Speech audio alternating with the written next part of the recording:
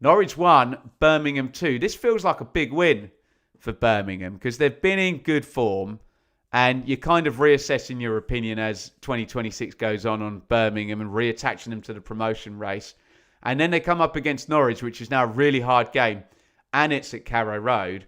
And not only did they come out with something, they come out with the win. Looked pretty clinical as well. They got themselves 2 up in this one, didn't they? Birmingham. And that right-hand side's looking strong there. Both the goals were built up down there, Vicente and Dukes with it. McLean, nice goal in the second half to get one back.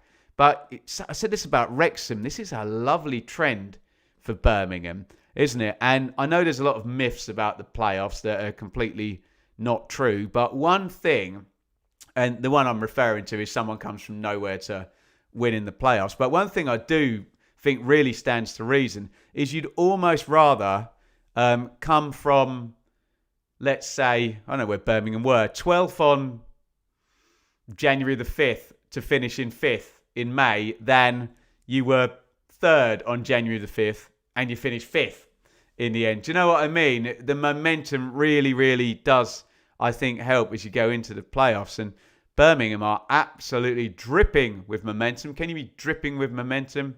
I think you can, and I think Birmingham are 10 unbeaten. Are we not classing a penalties defeat against Leeds? I don't know. I'm messing with it.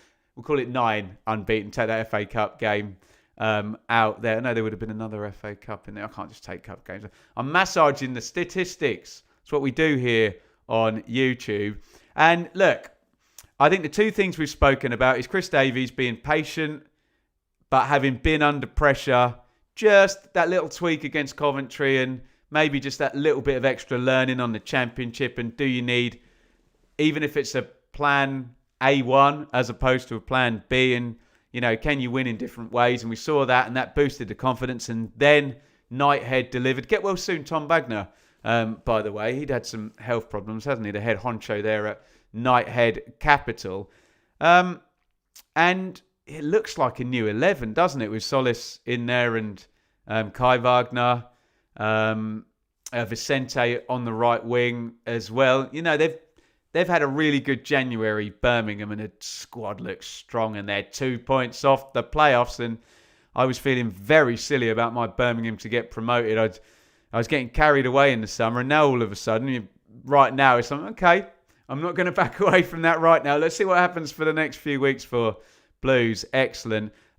Norwich, slight little bump in the road.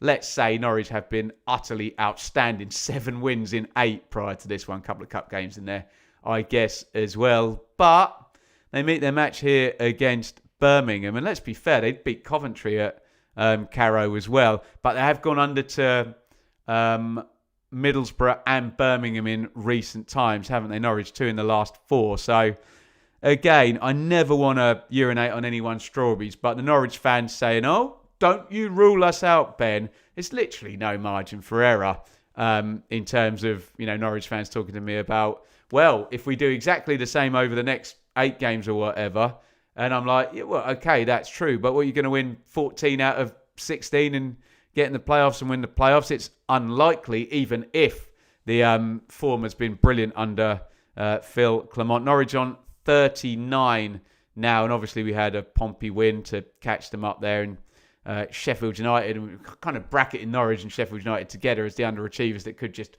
zoom up the table towards the end of the season. But look, difficult game at the moment, and Norwich go under in this one.